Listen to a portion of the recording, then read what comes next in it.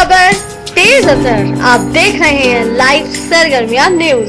मैं उनसे रवि उपाध्याय। आज मेरे साथ मौजूद हैं सपा पार्टी के प्रवक्ता दीपक मिश्रा जी। आइए हम इनसे बात करते हैं कि चुनाव की क्या रणनीतियां हैं और क्या मुद्दे हैं। चुनाव के बारे में मतलब क्या मुद्दे और क्या रणनीतियां हैं चुनाव की पार्टी के। हमारी पार्टी का मुद्दा वही है जो देश का मुद्दा है, बढ़ती आर्थिक विषमता, चरमराती हुई अर्थव्यवस्था, कानून व्यवस्था पर सरकार की विफलता और इन सब से ज्यादा राष्ट्र के नाम पर, राम के नाम पर, शहीदों के नाम पर जो भाजपा झूठ फैला रही है, उस झूठ से भी हमें लड़ना है। भारतीय जनता पार्टी एक तरफ मूर्त मोर्चों पर बेरोजगारी, गरीबी, इन पे जहां विफल है, वहीं वह अमूर्त अवधारणाओं का सहारा लेकर देश को दिग्भ्रमित कर रही है। इस दिग्भ्रमण के खिलाफ हमारी पार्टी मैदान में उतरेगी और एक शोषण विहीन, समतामूलक, प्रगतिशील समाज का निर्माण करेगी। अब मतलब 2022 में आपकी पार्टी किन मुद्दों पे मतलब लड़ेगी? मैंने मुद्दे बताए तो, गरीबी, बेरोजगारी, बढ़ती अर्थव्यवस्था और इन सब से ज़्यादा जो लोकतंत्र को कमज़ोर किया है भारतीय जनता पार्टी की सरकार ने। आज कोई बड़ी आवाज़ नहीं है गरीबों के पक्ष में। सरकार षड्यंत्र कर रही है आम जनता के खिलाफ, चंद उद्योगपतियों के इशारे पर, चंद उद्योगपतियों के समर्थन और संरक्षण में। जैसे आप जानते हैं कि बीजेपी पार्टी के मुख्यमंत्री योगी आदित्यनाथ ने राशन के बारे में जैसे विवरण किया, तमाम चीज़, उसके बारे में आप क्या कहना चाहेंगे? ये सब चुनावी स्टंट हैं। 4 साल तक कुछ भी नहीं किया सिवाय लूट और झूठ के, तो अब चुनाव आ गया है तो अपना एक तरीके से जनता को घूस दे रहे हैं। उत्तर प्रदेश की महान जनता को घूस दे रहे हैं, राम और गौतम बुद्ध की जनता को घूस दे रहे हैं, लोहिया और जयप्रकाश की जनता को घूस दे रहे हैं। जनता घूस नहीं स्वीकारेगी और इन्हें करारा जवाब देगी, इनसे पूछेगी। कोरोना में हम दवाइयों के लिए भटकते रहे, दर दर, आप बैठे रहे हेलीकॉप्टर पर।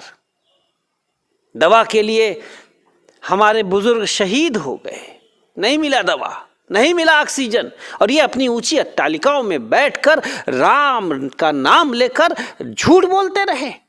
झूठों को नेस्तनाबूद करेगा यह चुनाव, और उसमें महत्वपूर्ण भूमिका निभाएगी प्रगतिशील समाजवादी पार्टी।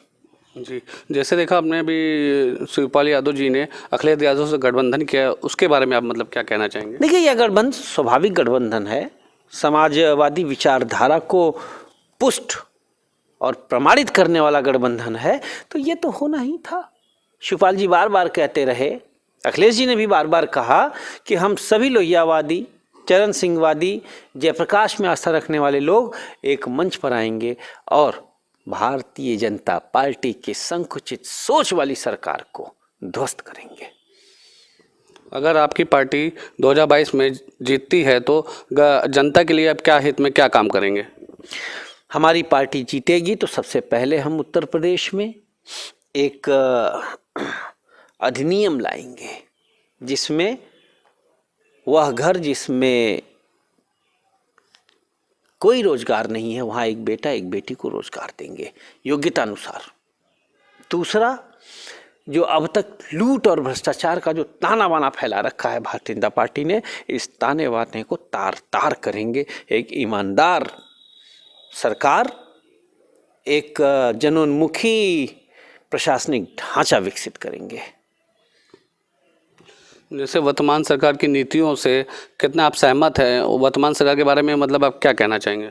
वर्तमान सरकार उत्तर प्रदेश की अब तक की सबसे विफल, भ्रष्ट, कमजोर, झूठी और मक्कार सरकार है। इसे तत्काल नहीं बदला गया तो उत्तर प्रदेश के हालात बड़े विभत्स हो जाएंगे। हमारी दास्तां भी न होगी दास्तानों में। जैसे भाजपा, कांग्रेस, बसपा कहती है 2022 में बहुमत सीटें लाएंगे, तो उसके बारे में मतलब आपने मतलब क्या कहना चाहेंगे? झूठ झूठ होता है, सच घटे या बढ़े सच न रहे, झूठ की इंतहा नहीं होती। जनता झूठ को समझ चुकी है और उनके झूठ को नेस्तनाबूद कर देगी। सरकार सिर्फ और सिर्फ समाजवादी सोच की बनने जा रही है। जनता महसूस कर रही है कि समाजवादी सोच की सरकार ही उत्तर प्रदेश में बेहतर विकल्प है और बेहतर काम कर सकती है, सर्वतोन्मुखी काम कर सकती है, सर्वस्पर्शी काम कर सकती है, सर्वसमावेशी काम कर सकती है। बाकी तो हिंदू मुसलमान ढूंढते हैं, बाकी तो जाति ढूंढते हैं। धन्यवाद। जैसे देखा आपने विपक्ष पार्टी कहती है कि कानून व्यवस्था सपा पार्टी में दुरुस्त नहीं रहती है, उसके बारे में मतलब क्या कहना चाहेंगे आप? एनसीआरबी का रिपोर्ट आप उठा लीजिए, जिसमें पता चलेगा कि सर्वाधिक अपहरण भारतीय जनता पार्टी की सरकार में हुए, सर्वाधिक हत्याएं भारतीय जनता पार्टी की सरकार में हुए। आप संख्या देख लीजिए, एनसीआरबी आंकड़े की रिपोर्ट तो साफ साफ है ना। 13 में कितनी हत्याएं हुई जब भाजपा की सरकार नहीं थी, 12 में कितनी हत्याएं हुई और अब कितनी हो रही हैं, आंकड़े उठाकर देख लीजिए, तुलनात्मक अध्ययन कर लीजिए।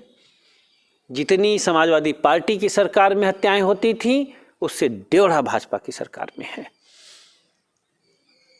इसलिए ये तथ्य रहित मिथ्यावादी कथन है, इसमें सच्चाई नहीं है।